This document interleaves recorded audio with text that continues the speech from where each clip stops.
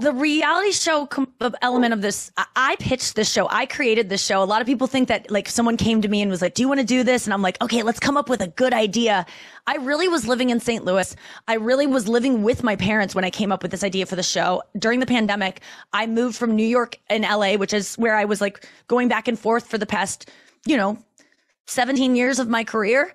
And I went back to St. Louis just to hang out with my family because I was scared during coronavirus. And then I just stayed. And then while I was there, I was just realizing how funny my parents were, how interesting my life was, being like this person who had a pretty good, career in television and was still maintaining one but also living in St. Louis, this like kind of smaller life that I never thought I would lead. And I watch reality shows more than I watch scripted shows. So I was like, why am I not doing a reality show? And as a host of F-Boy Island, and so I got to host a reality show, and all of this got me thinking, like, I want to be on one. And the truth of the matter is I've always wanted to be on a reality show because I just like being myself. I don't like acting as much as being myself. That's why I do podcasts. That's why I do stand-up. I mean, stand-up and podcasting, I found a way to be myself and not really have to prepare, not memorize lines, not write lines. I mean, I write for stand-up, but not really. I just think of things and I put them in my phone and then I just say them in long form later on. And then, I like not working. And a reality show is not a lot of work when it comes to making TV. Yes, cameras invading your life, following you around. It's a lot, but I love it. I'm more myself when I'm on camera, and I'm more open. I'm more honest. I'm more willing to be ridiculous, to look silly, to look stupid.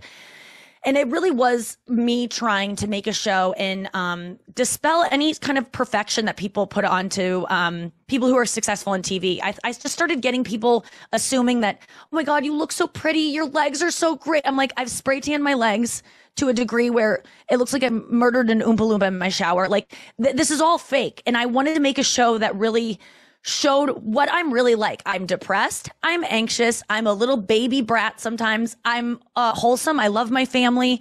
I sometimes hate my family. I am single. I want a boyfriend. Sometimes I don't want a boyfriend. I can be, I just wanted to show a real person because I realized through a lot of self-work that I'm perfect the way I am. And I really want to make an example for women that you don't have to look perfect all the time. This show, I don't look that great. Like I have makeup on today to talk to you. In a lot of these episodes, I look like I'm on an episode of Intervention more so than a reality show on E! I mean, it looks like someone should intervene in my life and take me to rehab. But I just wanted to, I didn't want to shoot a scene with my mom where I'm talking to her about my sister's upcoming party where I'm folding laundry with my mom. I didn't want to wear fake eyelashes for that and have a spray tan.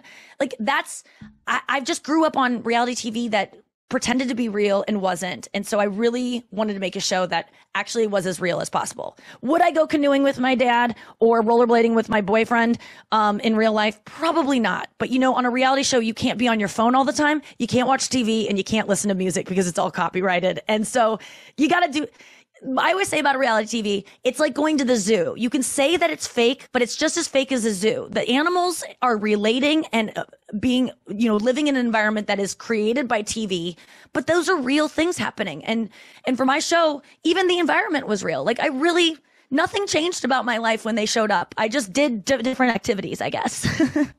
I love it all. I mean, I am constantly, that's part of the show is following me around on tour. So I'm constantly on tour. But what changes about my life is that now I live in St. Louis. I live in a smallish city during the week. And then on the weekend, I go on tour and I tour theaters and I do my stand-up act. But really, I will do any roast they ask me to do. I love all that stuff. That stuff, though, Hein, it's so much work. And doing a reality show is so not work. I like doing, I gotta admit, I like doing things that are easy for me. I don't know. That's probably, we really give a lot of credit to people who are like, I worked so hard on that. I like working hard. It feels good, but I've done it for 20 years and I kind of just want to do things that come naturally to me. And also the hard work has led me to be able to be someone that is on camera and can be funny and natural and not have to overthink things. I mean, I couldn't have done this 10 years ago. I couldn't have done this 5 years ago. But I still love writing jokes. I still love roasting people. But I think that it's funny that this show will be I think you can get a sense if you really look underneath the surface of my roast jokes that I'm a really nice person that just knows how to write good jokes. And I have a really dark sense of humor, which also comes out on my reality show.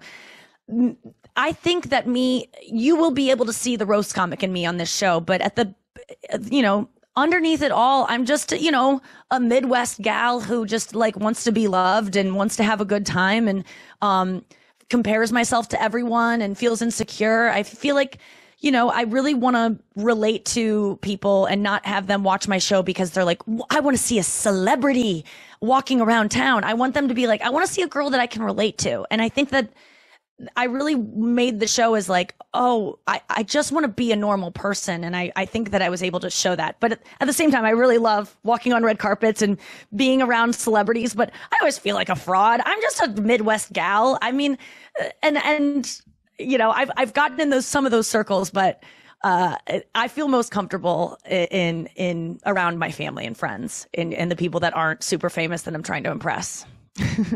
I think it's because people feel bad about themselves a lot, and they think that and reality TV makes you feel better because you watch people acting chaotic, acting crazy, acting angry, letting their emotions get the best of them.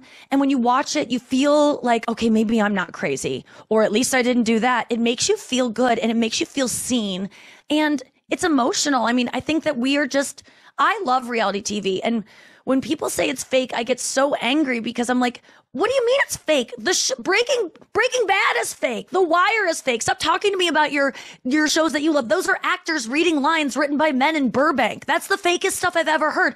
The Housewives, sure, it's drama, but let me tell you, those women don't like each other. Like the drama that happens on that show that might be a little bit set up bleeds over, and it is real. And I think that's what we're looking for, is just honesty.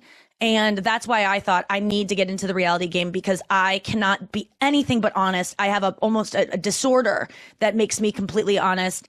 I almost feel like, I don't know if you watch the show Love on the Spectrum, but that's sometimes how I feel of like, that show really pushed me over the edge to be like, these people aren't trying to be famous. They're just lovely. They're themselves. They're open. They're emotive. They show their bad and good side. And I wanted to be more like that because it made me feel human. And so I think that's what we're seeking in reality shows, is just to feel closer to our fellow human, because, everything's making us feel kind of further apart.